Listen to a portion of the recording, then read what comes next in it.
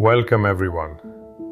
Today we embark on a journey through one of the most turbulent, innovative and deeply transformative periods in the history of music, the 20th century. Stretching from the dawn of the avant-garde in the 1890s through the cataclysms of two world wars and into the technological explosions of the late 20th century, this era completely dismantled the rules of Western classical music. The holy trinity of traditional melody, harmony and tonality was shattered, replaced by revolutionary scales, mechanical rhythms, electronic sounds, and even silence itself. Our lecture will trace this revolution across three distinct phases: the early modernist explosions in Paris and Vienna, the search for order between the world wars, and the radical, boundary-pushing experiments of the late 20th and early 21st centuries. The first major phase of avant-garde music exploded primarily in two cultural capitals, Paris and Vienna. Between 1890 and the outbreak of World War I in 1914, society was undergoing massive technological and psychological shifts, driven by industrialization, Darwinian theory, and Freudian psychoanalysis. In response, artists sought to escape the hyper-emotionalism of the late Romantics. Instead of expanding the traditional symphonic forms, composers like Claude Debussy in Paris and Arnold Schoenberg in Vienna began questioning the very fundamental building blocks of sound. They challenged the necessity of clear melodies. They introduced exotic and artificial scales, and they prepared audiences for a world where dissonance would no longer need to resolve. Our first key figure is the French composer Claude Debussy, who occupied the vital border area between late Romanticism and early 20th century Modernism.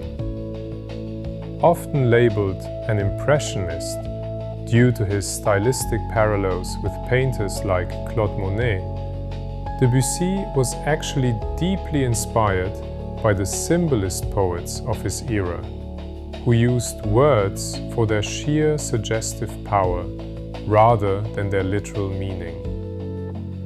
Similarly, Debussy used chords not for their traditional harmonic function, but for their sheer sensuous tone color. After hearing the shimmering sounds of the Indonesian gamelan at the 1889 Paris World's Fair, he began utilizing the pentatonic and whole tone scales, creating music that was deliberately vague, floating, and endlessly suggestive. A perfect example of Debussy's revolutionary approach is Clouds, the first movement of his orchestral suite, 3 Nocturnes.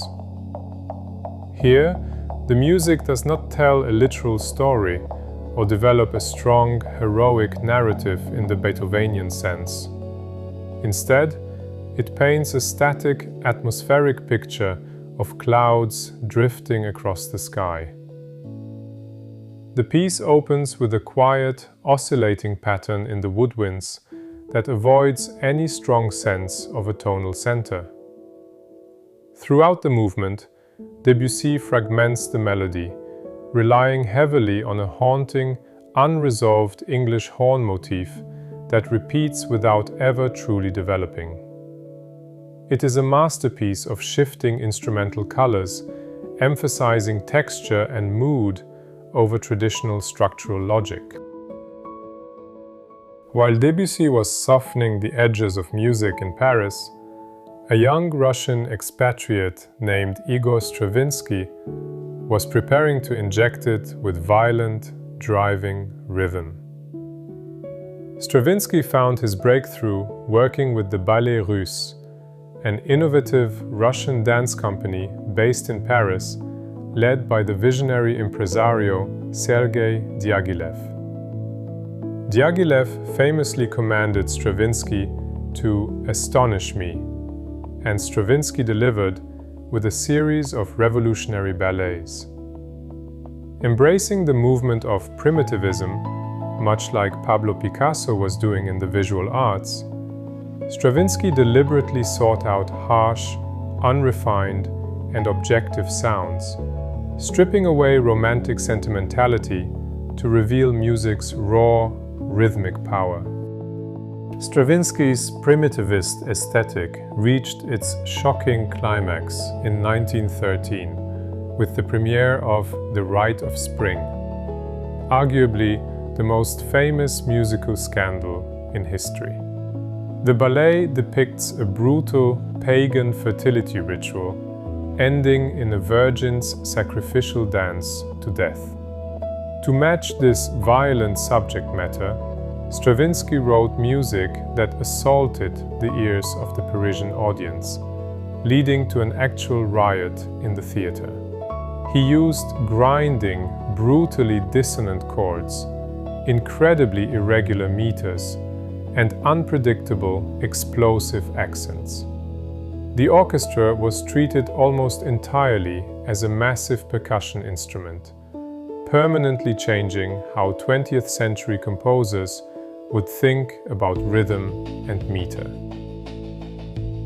Meanwhile, in Vienna, the avant-garde took a different, deeply psychological turn, known as Expressionism. Led by Arnold Schoenberg, the Expressionists sought to bypass polite society and dig directly into the raw, often hysterical depths of the human unconscious, heavily influenced by the contemporary psychoanalysis of Sigmund Freud. Schoenberg took the ultimate, radical step of completely abandoning tonality, the magnetic pull toward a central home pitch that had governed Western music for centuries. He proudly proclaimed the emancipation of dissonance, meaning that tense, clashing chords were finally free to exist on their own without ever resolving to a comforting, consonant harmony. Schoenberg's descent into pure atonality is brilliantly captured in his 1912 song cycle, Pierrot Lunaire. The work sets bizarre, nightmarish poems about a psychotic clown to deeply unsettling, atonal music. To heighten the psychological unease, Schoenberg invented a radical vocal technique called Sprechstimme, or speech song. The vocalist does not sing exact pitches, nor do they normally speak. Instead, they declaim the text in a highly stylized, sliding, exaggerated rhythm that sounds eerily like madness. The instrumental accompaniment is equally disjointed, relying on complex counterpoint and jarring leaps to keep the listener entirely unmoored from reality. Schoenberg's ideas were carried forward by his two greatest students, Alban Berg and Anton Webern, forming the Second Viennese School. Berg was the most accessible of the group, combining Schoenberg's atonal methods with a sweeping, almost romantic sense of theatrical lyricism. His masterpiece is the 1925 opera Wozzeck, a terrifying and tragic story of a poor, mentally abused soldier who is driven to madness and murder. Despite its lack of traditional tonality, Wozzeck was a massive success, because Berg brilliantly used the intense dissonance to perfectly. In stark contrast to Berg's expansive theatricality, Schoenberg's other prominent student, Anton Webern, moved toward an aesthetic of extreme brevity and structural purity.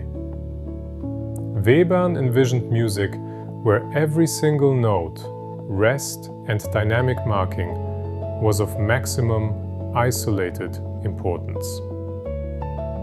His compositions are incredibly brief, some lasting only seconds, yet they contain intensely concentrated, microscopic structures.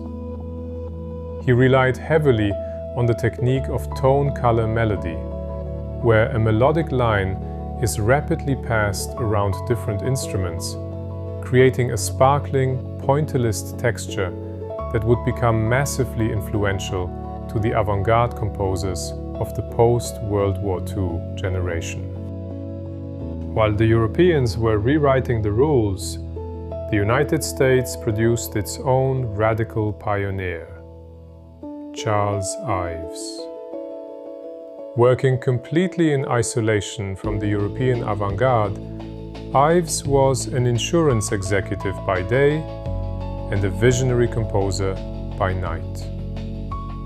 He believed that music should be tough, rugged, and deeply rooted in the American experience.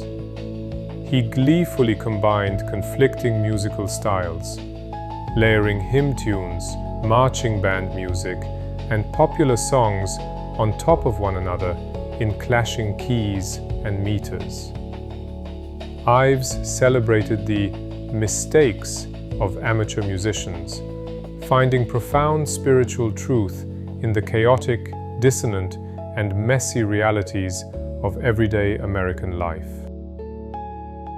Ives' visionary genius is distilled in his brief, haunting orchestral work, The Unanswered Question.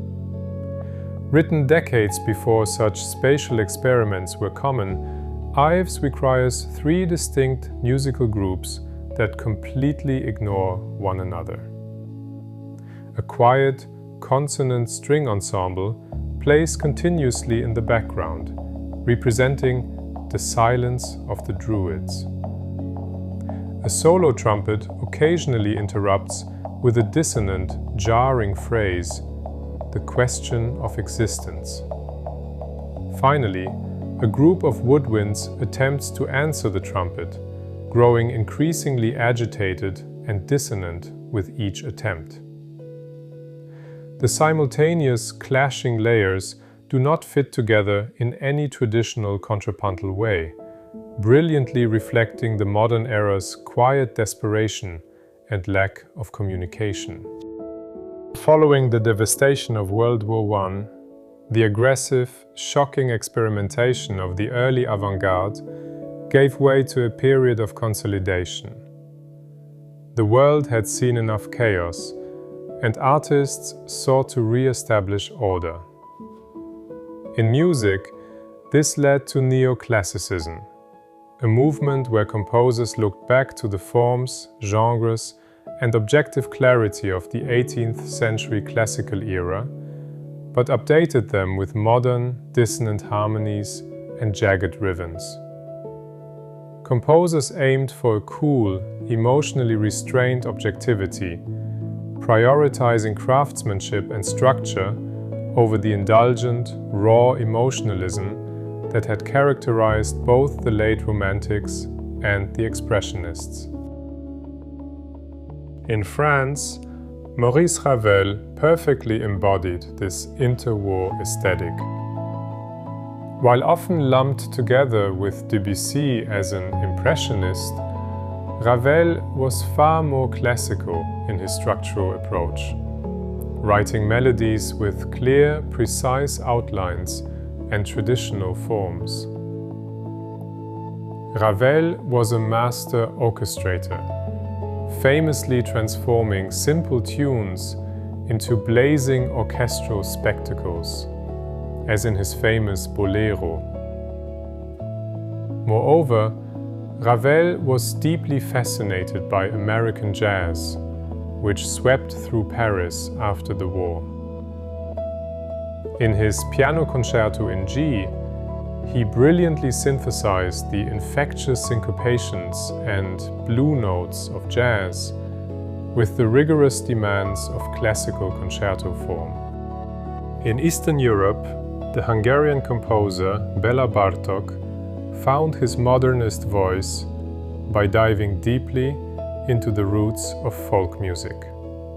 Bartók was a pioneer of ethnomusicology, traveling through rural villages with an early phonograph to record authentic, unpolished peasant songs. He discovered that real folk music rarely used the major/minor scales of Western classical music. Instead, it relied on irregular meters, harsh dissonances, and ancient modes. He integrated these raw, driving folk rhythms directly into his modernist compositions, creating music that was simultaneously deeply nationalist and aggressively modern, as heard in his percussive, driving Allegro Barbaro and his masterful string quartets. The interwar period also saw the rise of totalitarian regimes that brutally suppressed artistic freedom. In the Soviet Union, composers were strictly mandated to write in the style of socialist realism, which demanded accessible, uplifting, and heroic music that glorified the working class, while officially banning complex, formalist modernism. Sergei Prokofiev, a brilliant composer who initially made his name in Paris as a radical, returned to the Soviet Union and had to navigate these treacherous waters. He successfully blended his inherently modern, witty, and sometimes sarcastic style with the state's demand for clear, tonal melodies, creating beloved classics like Peter and the Wolf and the ballet Romeo and Juliet. Prokofiev's contemporary, Dmitri Shostakovich, walked an even more perilous tightrope under Joseph Stalin. After his shocking modernist opera Lady Macbeth of the Mtsensk district was publicly condemned by the Communist Party in 1936, Shostakovich literally feared for his life. He responded with his Symphony No. 5, subtitled A Soviet Artist's Reply to Just Criticism. Outwardly, the symphony appears to be a triumphant, accessible piece of socialist realism that pleased the authorities. However, beneath the surface, it is laced with dark irony and despair. A brilliant, half-secret musical signal to the oppressed Russian people that he understood their shared suffering. During this same interwar period across the Atlantic, the United States was finally establishing a truly independent musical identity, driven largely by the extraordinary innovations of African American musicians. At the heart of this was the blues, a deeply expressive genre rooted in the work songs and field hollers of the American South. The blues introduced blue notes, pitches sung slightly out of the standard European tuning, and a strict 12-bar harmonic structure that provided a perfect canvas for profound, poetic lamentations on the struggles of life, ultimately serving as the bedrock for jazz, R&B, and rock and roll. Parallel to the blues was the rise of ragtime, a lively piano style popularized by Scott Joplin that introduced the concept of ragging a tune, adding intense, offbeat syncopations over a steady march bass. When the syncopation of ragtime met the soulful expression of the blues in the melting pot of New Orleans, jazz was born. Driven by pioneers like Louis Armstrong, jazz revolutionized music by elevating collective improvisation to a high art form. By the 1930s, this evolved into the swing era, dominated by massive, highly arranged big bands that made jazz the universally loved popular music of the American generation. The undisputed master of the big band era was Duke Ellington. Ellington refused to let jazz be treated as mere dance music.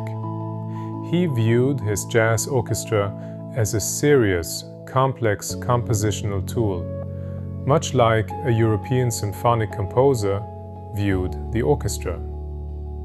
He wrote specifically for the unique, idiosyncratic tones of his individual band members, creating rich, unprecedented harmonic blends and sophisticated long-form compositions.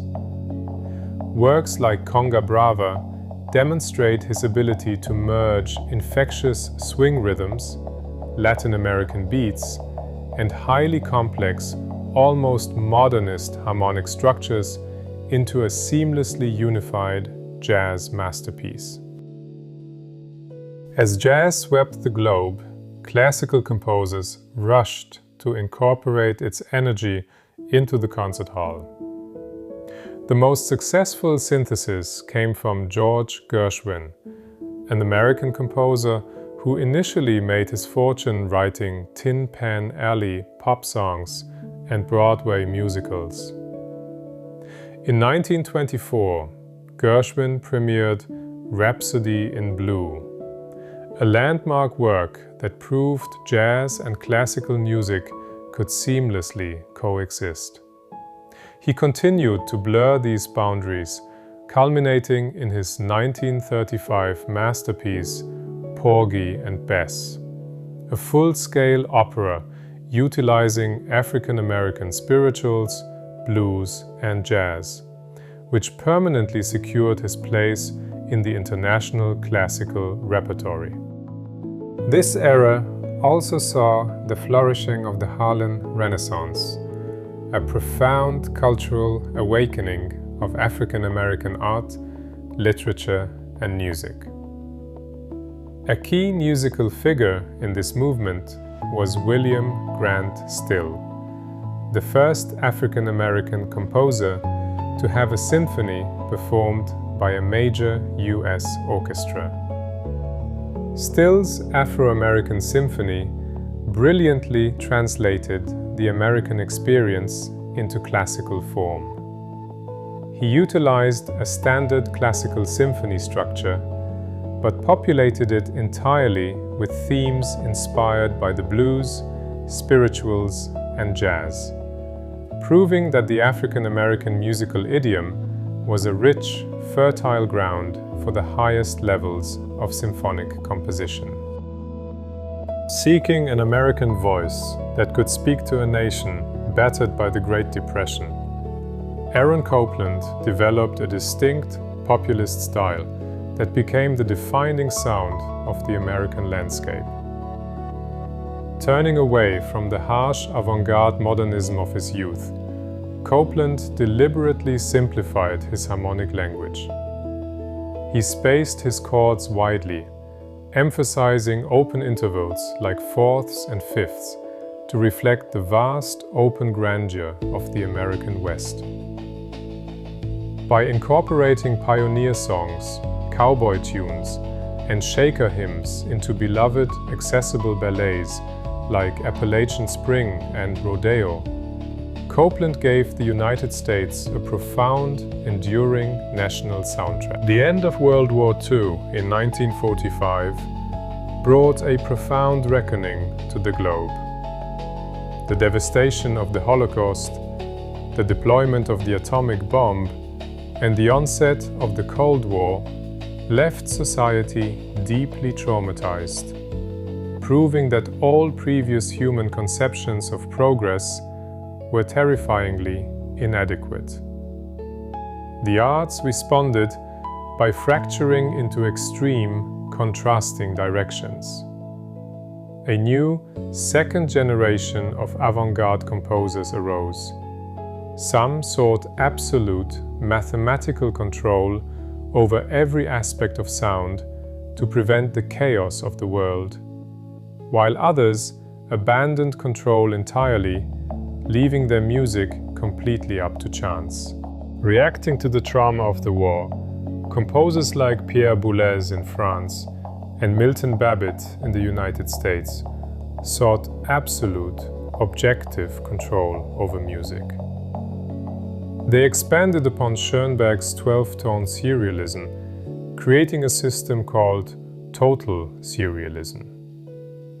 In this highly mathematical approach, it wasn't just the pitches that were strictly ordered in a series, but also the rhythms, dynamics, and tone colors. This resulted in music of unprecedented intellectual complexity and extreme difficulty for performers, creating a highly academic, pointillistic soundscape that alienated many traditional audiences but pushed the theoretical boundaries of musical architecture to their absolute limits. The greatest paradigm shift of the post-war era was the advent of electronic music, driven by the invention of magnetic tape and later the synthesizer. For the first time in human history, composers were no longer limited to the physical sounds that could be scraped, blown, or struck on acoustic instruments. Musique Concrète in Paris saw composers splicing and manipulating tape recordings of real-world sounds like trains, voices, and bird calls. Soon after, synthesized music allowed composers in studios in Cologne and Princeton to generate and precisely control artificial sound waves from scratch, completely eliminating the need for human performers. The visionary pioneer of spatial and electronic music was Edgar Varèse. Even before electronics existed, Varèse treated music not as melodies and chords, but as colliding, massive blocks of sound and rhythm. When technology finally caught up to his imagination, he created the landmark Poème électronique for the 1958 Brussels World's Fair. Broadcast through 425 loudspeakers in a specially designed pavilion, the piece was a terrifying, immersive montage of electronically generated sirens, human screams, squawks, and tape manipulations, providing millions of visitors with their first shocking exposure to the limitless, alien possibilities of purely electronic music. In total opposition to the strict control of total serialism, the American composer John Cage championed chants music, heavily influenced by Zen Buddhism. Cage believed that composers should completely relinquish their egos and let sounds simply exist for their own sake. He used dice, the I Ching, and random coin tosses to determine the notes in his scores.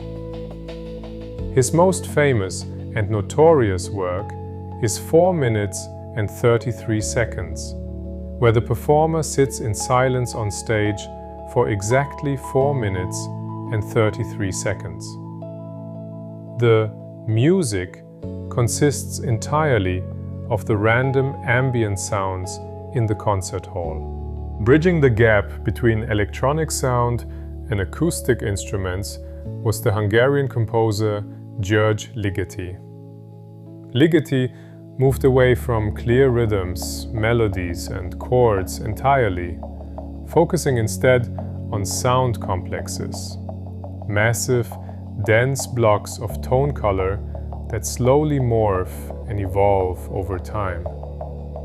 In works like Lux Aeterna, famously used in the film 2001, A Space Odyssey, Ligeti requires a chorus to sing incredibly dense clusters of notes that smear together into an eerie, almost electronic-sounding drone. the music loses all sense of traditional forward motion, hanging suspended in space as a continuous, terrifyingly beautiful sonic texture. By the 1960s and 70s, a massive reaction against the sheer complexity of the avant-garde emerged in the form of minimalism. Composers like Steve Reich and Philip Glass sought to make music accessible and hypnotic again by stripping it down to its barest essentials. Minimalist music relies on very simple, consonant harmonies and short melodic patterns that repeat hundreds of times, undergoing very slow, gradual, and highly perceptible changes over long periods. Heavily influenced by the polyrhythms of West Africa and the gamelan of Indonesia, Reich's pulsing, mesmerizing works, like Music for 18 Musicians, reintroduced a steady, driving beat and tonal clarity to contemporary classical music. As we arrive in the late 20th and 21st centuries, we enter the era of postmodernism. Today's composers no longer feel the strict modernist obligation to always invent something violently new or to reject the past. Instead, postmodernists joyfully embrace eclecticism. Composers like John Adams, Tanya Leon, and Caroline Shaw freely mix styles, combining driving minimalist pulses with soaring romantic melodies, jagged avant-garde dissonances, and vibrant global traditions like Afro-Cuban dance or Appalachian folk singing. In the 21st century, all musical history is an open palette, ensuring that the evolutionary journey of classical music remains as vital, unpredictable, and thrilling as ever.